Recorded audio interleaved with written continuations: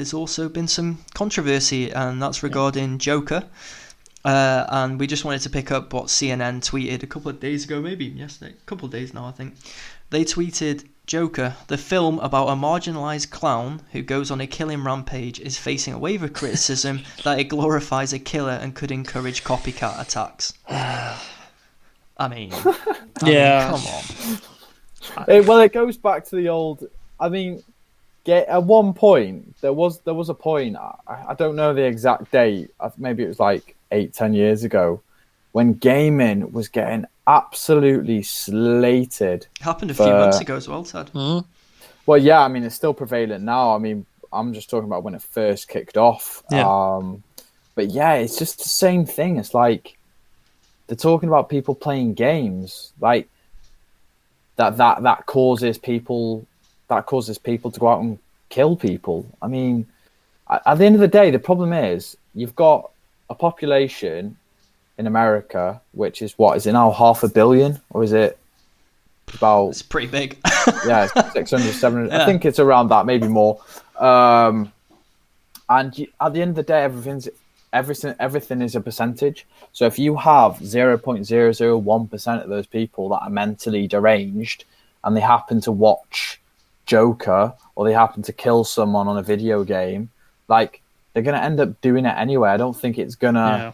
It's not as if, like, we suddenly say, right, you know, unless they implemented something where it was like, you have to have a mental health check before you're allowed to, like, play this game or you're allowed to watch this movie. But at the end of the day, how can you stop that? It's like saying... Basically, their argument is they're trying to say that a mentally healthy person that is happy with their life and has a good family, has things going for them, is going to suddenly watch Joker and think that's a good idea and go on a killing spree. It's just nonsensical.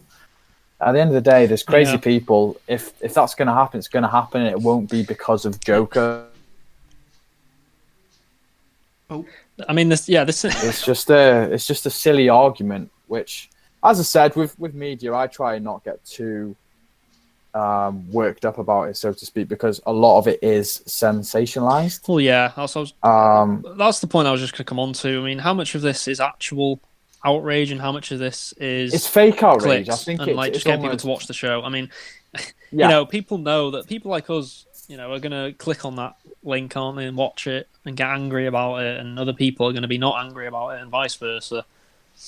And it's just all for, they're a company at the end of the day, they're trying to make money, they're trying to stay relevant in a world that is a lot of these news companies now are becoming irrelevant, and a lot of them are going to shut down in the next few years because, they're just not as relevant anymore. I mean, people don't watch the news like they used to, do they? People don't watch the news, No, so it's almost like they're clutching at straws, they're clutching at straws. It's like a last hurrah, isn't it? We're trying to get as many clicks as possible before...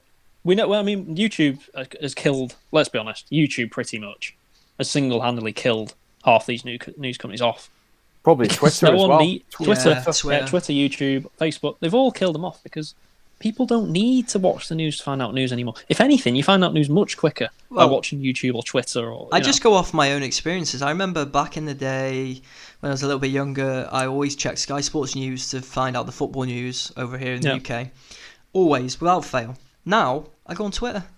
It's just refresh. Well, there's more reliable sources than Sky. Yeah, exactly. Which aren't even reliable anymore. No, because they introduced Sky Bet, and now all of a sudden some questionable news stories there. Yeah. Well, on that news note as well, I attended an event where someone who owned a PR company actually talked about something quite shocking. Actually, he had a client that was in, I can't remember the industry or the topic. But essentially, his goal was to try and get his article and the company that he was representing on both the Guardian and the Daily Mail.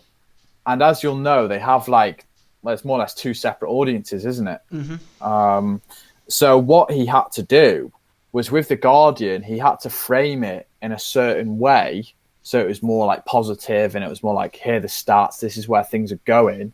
And then to get it on the Daily Mail, he had to massively centralize, just make it just basically focus on the 5% of the article that was potentially negative and just completely blow it out of proportion. And it's like a completely different narrative. Basically, Daily Mail ran this really negative story of the stats, and The Guardian ran a really positive story. And I just think, going back to the Joker, they could easily do that. It's just like they can just make any little thing as big as they want. Mm-hmm. I know it's a little bit off topic, but all I'm doing there is just highlighting. It's how they operate. It's how they operate. That's how they operate, essentially. So yeah. I mean, it's funny though, because this isn't like an isolated incident anymore, is it? It's anything that's slightly controversial. There's a story about it every time.